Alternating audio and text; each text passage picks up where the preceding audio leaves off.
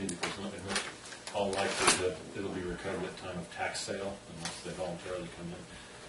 The sustainable ag property and this property, I think there's a pretty good chance of recovery. Once we get up into the Moon Valley area, I think that probability decreases. The question is whether somebody at tax sale is willing to pay the cost of the back taxes plus this debt that's attached to it as being market value for the But person. in the end, then there's significant risk that we're not going to be able to cover any. And so every time one of these comes in, there's significant risk that the county will be out in terms of enforcement beyond damage. And the alternative is to lodge a lien against the parcel for which we can then go litigate to foreclosure sale, and then we own a parcel, and then we have to sell it like the Chester property this morning, and we become essentially landlords and find me another mechanism in the government code, and I'll go. Well, and so most of these growers are going to escape significant damages no matter what. I mean, the leases. The actual growers, yeah. And I think that it's a very good point. And along with, we pride ourselves in property rights, but along with that comes property responsibility. And how are these? That's the system. The system made. These were ones where nearby property owners or nearby citizens made complaints about something they'd seen, or were these proactive? There are a variety of methods that the complaints came to us, and Maury can speak to that. I don't know specifically on each one of these. I believe this particular one was premised upon a complaint. Yes, sir. I would say so. I was out in this direction on Sunday, and there are a number of homes. Well, now this one's way up on Janesville Grade. Well, if it's the same part of Ray Road that I went, there's a number of homes as you go up Ray Road. Yes, and it's at the end, and there's a sign that says Trespassers will be violated. no. Mary Jane Lane. There's a sign that There you go. Yeah. Oh, man. It was a complaint. I didn't go by the sign. Is there any other discussion? If not, we'll ask for the roll call vote, please. Supervisor Gallagher? Yes. Supervisor Teeter? Yes. Supervisor Hemphill? Yep. Supervisor Hammond? Aye. Supervisor Alba? Aye. Motion carries. So you pulled G3, correct? That's correct. So for C3. Thank you for the clarification. Move on to number 4. Number 4. Hearing on accounting pursuant to Lassen County Code Title 19-140 and consideration of a report of administrative civil penalties as ordered to Reed McKay by decision of an administrative hearing officer. Marijuana hearing number 1608, file number 2016-32, and as noted on July 20th. Again, the recommendations are the same. We are recommending E as the option for the board. In summary, the purpose of this hearing is to allow the board to determine what costs, if any, will be recovered. And as I've said earlier, we noticed that there was marijuana being grown, not consistent with Title 19. There's no home on this property. This property is located up in the Moon Valley area. We ultimately went before the hearing officer and ultimately did abate the property. I think one thing that is worth mentioning on this particular item is that the landowner is an absentee owner that lives in, I believe, British Columbia or Canada, elderly. He did communicate and talk to the Sheriff's Department a few times, indicated that he didn't have the ability, nor the physically or financially to do anything about this, and stated that he had given no permission to anybody to be on his property and that the growers were trespassing. So that's sort of the one difference in this case that I wanted to make sure the board knew about.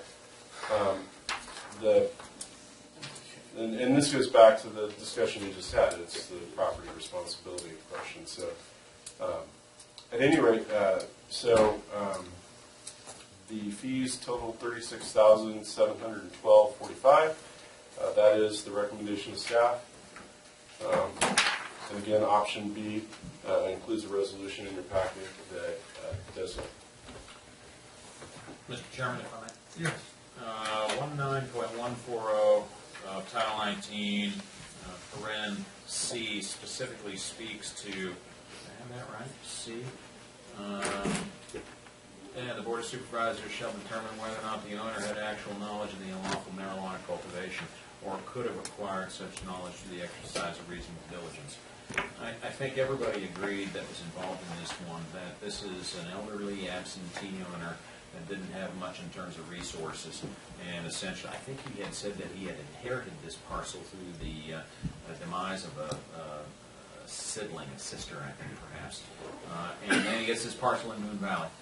Next thing you know, he's getting this notice from the county, that says there's people growing weed on his property.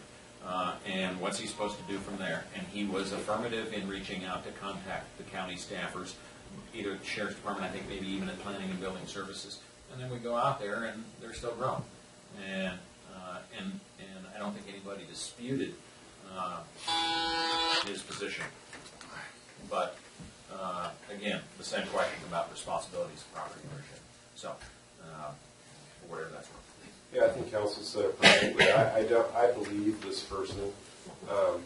I'm obliged to be here, and I tell you what it really cost us to go do that and give you the opportunity to get something back, whether you get it back or not. Now, Never been to be seen. some of the parcels up there in Moon Valley, you walk out in the flat and you don't know where you are in terms of whose land you're on, because they're not marked necessarily. There may be stakes in the ground or survey markers, but they're not visible. Or it could be done on purpose. Absolutely. Real Absolutely. page through the back there. Yeah. There were. What was interesting was some of the cultivation that was occurring. You get these little swales in the landscape, little low spots.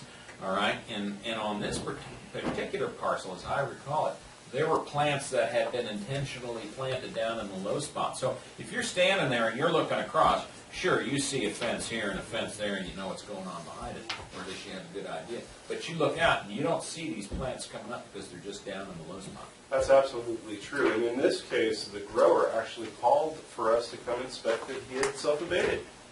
And lo and behold, time later, while doing some aerial stuff in the neighborhood, I noticed that wasn't quite factual. And in fact, in these little swells, there was more plants. There was 800. So he falsely reported 801. that he had eradicated the plants when he had in fact not.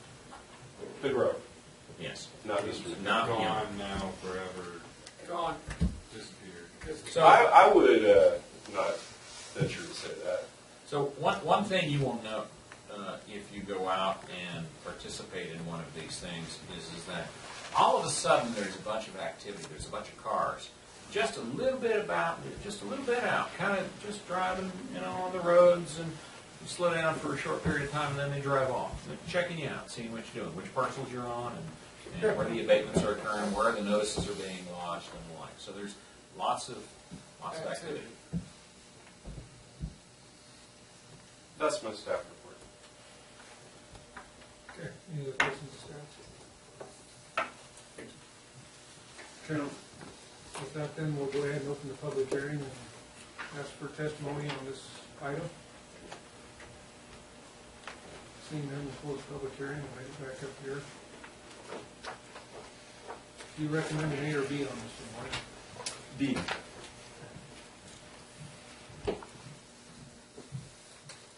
What's the tax rate on this portion? Well, the standard county tax rate is $1. I don't believe there's special assessments in this particular area. Is that it? Contrary to popular belief, we follow Prop 13.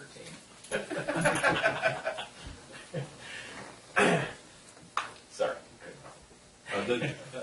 This assessment may render this parcel valueless when it comes time to sale. That's what I think it's gonna happen.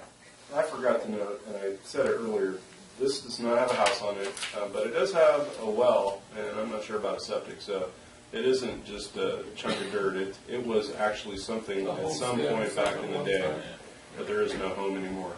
But, and I didn't finish playing out the sequence of events when it goes to tax sale. So, say this property has, is this $12,000? Right. 12 or so thousand, and maybe there's a couple $1,000s in taxes, so the tax collector would offer that for, let's say, $14,000. Nobody bids on it. The tax collector would likely strip this assessment off, the special assessment, and reoffer it at a lower value. Can they do it incrementally? If, with the board discretion, with the board authority.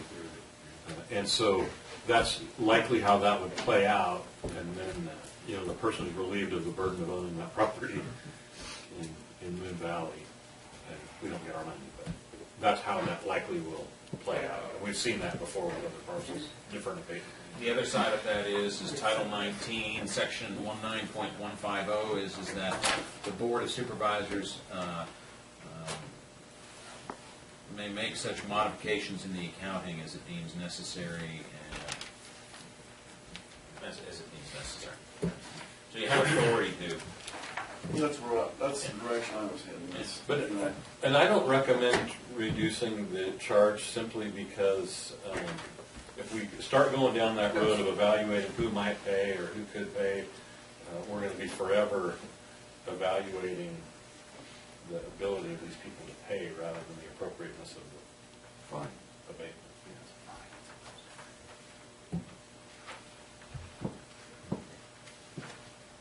He's not gonna end up paying it anyway, what we just determined, so. Send a message.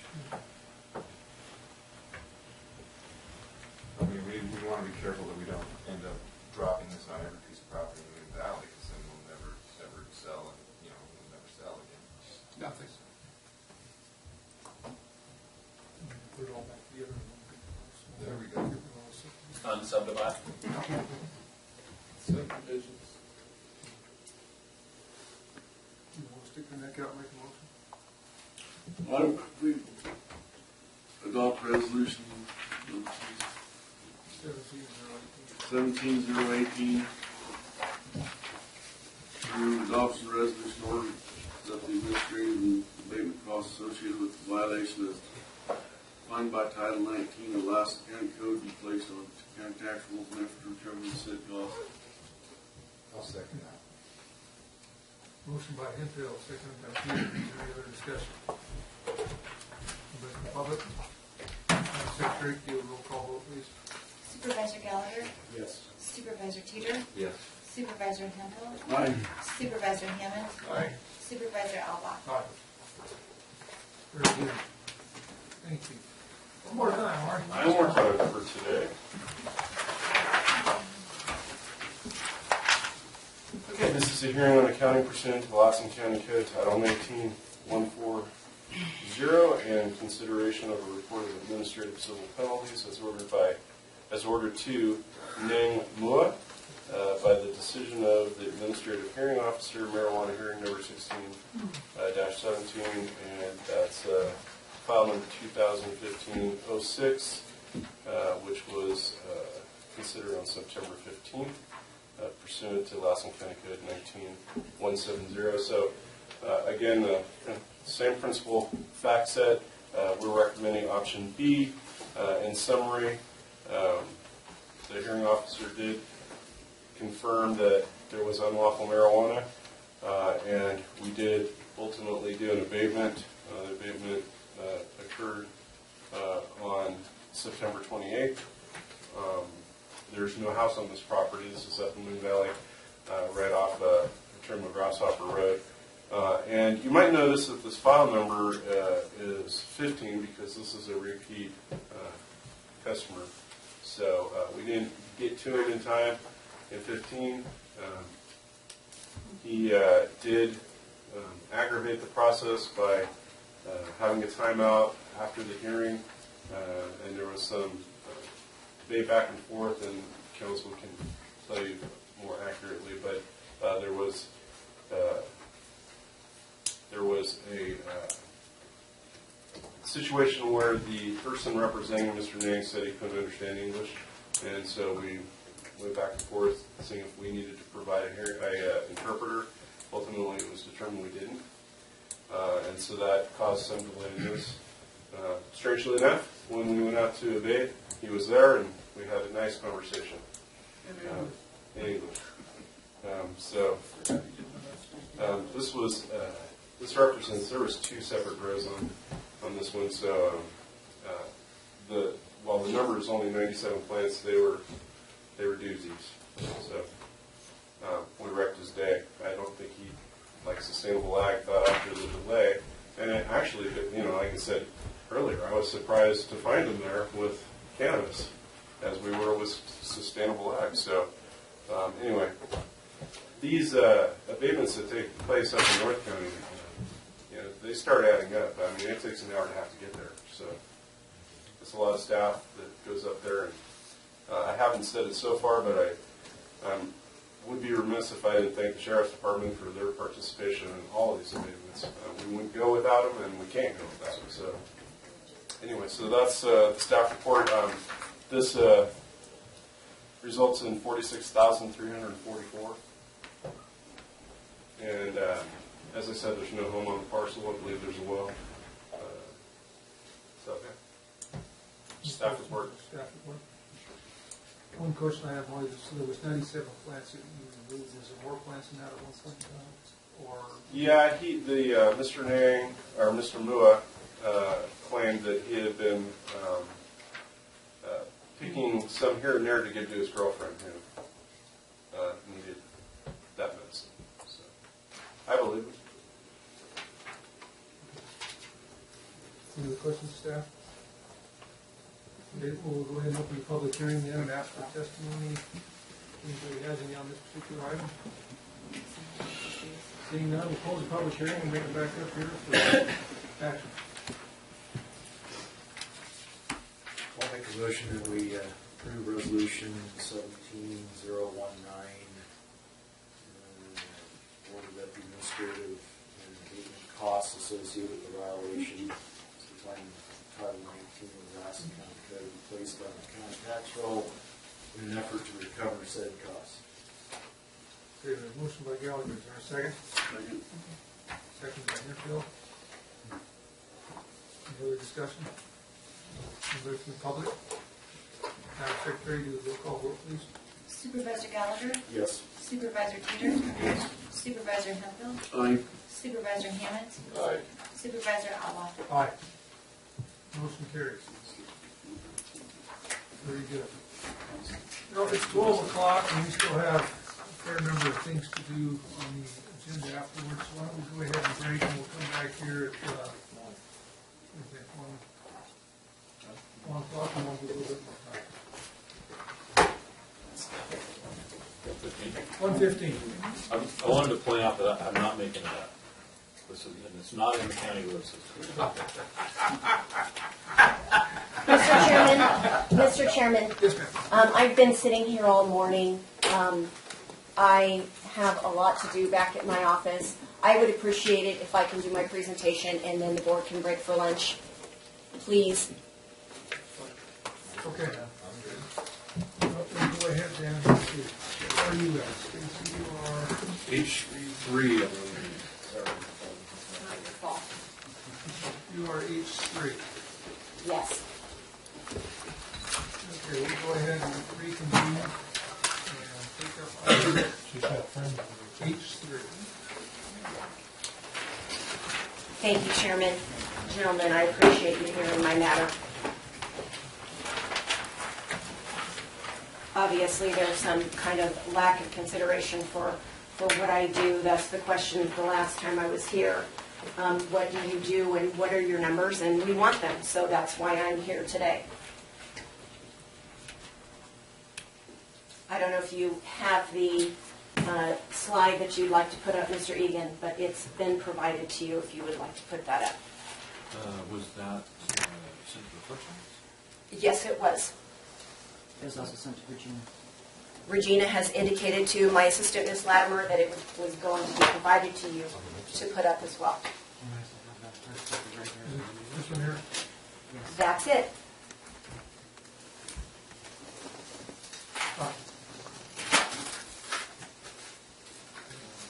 There we go. Okay, which, the PDF. Michelle, do you know which one it is out of the Three are four? PDFs and one looks like it's a PowerPoint. The PowerPoint is the diversion. If we had time, we were going to present the board with our diversion program that we are implementing to try to save taxpayer dollars with some of the low-level offenses that we're prosecuting. So which one you? That's it right there. If you would just put up the statistics, the case summary, I would appreciate it. That would be sufficient for now. Thank you. Yeah.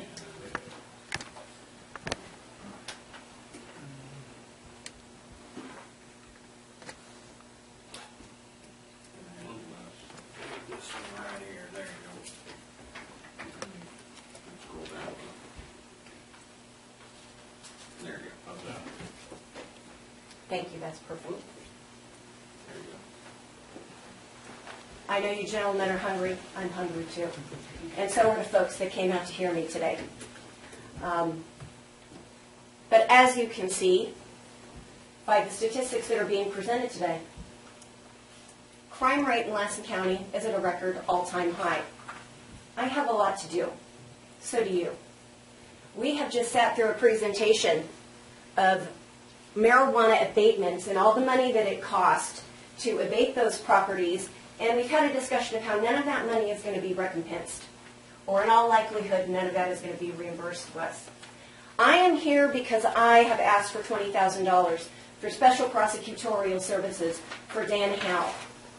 And the case that I'm arguing this for is an extremely important sexual case where a young girl has been repeatedly sexual assaulted and raped multiple times. The offender is facing life in prison, and Mr. Howe has a special expertise with this case, and we need the money. The question that I got last time was, well, what do you do? Why do you need this extra money? Well, I'm here to give you a history of what I've done and where we've come from since the time I've been in office. As you're aware, I took over before my term was actually supposed to start, because the district attorney who was in office at that time did not want to finish his term. He chose to take a job elsewhere. It's interesting that the board is shining a spotlight on my office and my administration. We're making history today. No other DA has ever been asked or required to make this type of report to the board. Having said that, it's a good thing. Others may not have been a fan of transparency, but I am. I just hope these efforts are shown on other departments as well. Gentlemen, you know that I'm Stacy Montgomery, and I'm here to talk to you about this issue today. Again, the board will have no frame of reference, because no DA has ever had to report what they're doing. A request was also made for case dispositions, but the request was not made until almost 5 o'clock on Friday afternoon. I had a meeting all morning yesterday with the CHP and the Department of Food and Agriculture. I had meetings yesterday afternoon. My office has not had an opportunity to get that information for you, but we are delighted to provide you whatever information it is that you need. Stacy, I missed that. What information are you being asked to provide? The disposition information. Oh, okay. That was asked of me by Supervisor Gallagher. I suspect that the request didn't come from him, but it was asked of me by Supervisor Gallagher. Actually, I said it would be nice if we had dispositions to go along with the other information that you were given. And the problem is that all of these numbers here, most of them are cases that are in the system. They're being litigated right now, and there are no dispositions available. They're not at the conclusion of their case. So what I'm willing to provide to the supervisors, Michelle, would you hand me my water, please? When we have the opportunity, if the board wants any information from my office, we are happy to provide it. That's why we got this carpel system, because it is much more capable of providing records, producing transparency for this office than was the crimes program before. That program was so old you couldn't run any kind of report on it, because if you held your mouth wrong, the system would crash. Most DA's offices in California are now going to this Carpel system. Not only does it provide a lot more reports, but at some point in time, we will be able to be paperless. That's a little while down the road. The program was installed in April of last year, so we're just coming on our first year of these capabilities, and we're still getting everything in place. We're still learning how to run the reports. So while at some point in time it will be as quick as we'll get you the report, we're still getting there. So I thank you for your patience and your understanding while we get that up and running. And anything you want, you have access to. You need merely to put it in writing. Anytime you want me to come address this board, I will be glad to come address this board about any issue that you want to talk about with respect to my office. I also invite everyone, each and every one of you, to come over to my office. Take a visit, take a tour through my office, and see what my attorneys do. We work hard, and we work more than 40 hours a week. As a matter of fact, most of us work more than 50-plus hours a week.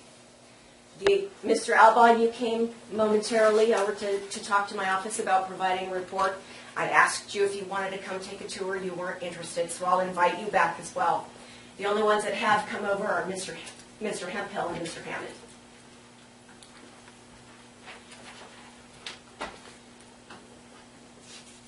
So, with respect to activities that I have participated in as district attorney, when I first came into office, I participated in the JAG Burn Grant and was an effective member, an essential member in that system being produced for the Sheriff's Department and for probation. I participated in that, I wrote a letter, and we got that grant. I also have had to participate in the pretrial services supervised release program, which I don't like, but my office was required to participate in it. I was also asked to, and I did attend many SARB board truancy meetings, and I've been asked to prosecute those cases, and my office has taken on some of those cases, and we are prosecuting those cases. I've also met several times with child support to talk about prosecuting parents who do not support their children. I met with Kelly Coates several months ago. We have yet to receive a case from them for prosecution, but the meetings have been ongoing. We are an active participant in the juvenile teen court competition. We are an active stakeholder and participant in the monthly CCP meeting, which is the realignment. I go if I'm not stuck in the office doing charging for our Friday morning in custodies. I'm not always able to attend. Since I've been in office, we have reestablished the theft revenue, the vehicle theft revenue, which was lost in the amount of $25,000 that was lost from the previous administration for failure to report. We are now receiving funds from that program again from the state of California. I am training my staff on asset forfeiture, and we are working on becoming, we have several active cases of asset forfeiture pending, and that will also bring revenue into our office. I have established the DA diversion program, which it looks like we may not be able to have time to go into today, but that is also a tax savings revenue for the county, because the people who participate in the program pay for the program. The county does not pay for it in any way, shape, or form. It's for low-level offenders, people who drive on a suspended license, people who might go into Walmart and steal a $5 item, but they have nothing on their record. They go through a program, they receive counseling, they fill out, they go through lessons. I can present that program, but we don't have time to go into it right now. I know everybody wants to go to lunch. But we don't pay for any of that. The participants pay for it, and if they want the benefit of that diversion program, they have to pay for it. The county does not pay 1 cent for it. I have also split the responsibilities of the budget financials of victim witness and the DA's office for more accurate grant reporting, staff time calculations, and budgeting. I established a program coordinator for our victim witness program. And with respect to the Victim Witness Program, we have brought on one new advocate, we have a volunteer, and we have another part-time person starting very soon. They're in the process of getting their background check done as we speak.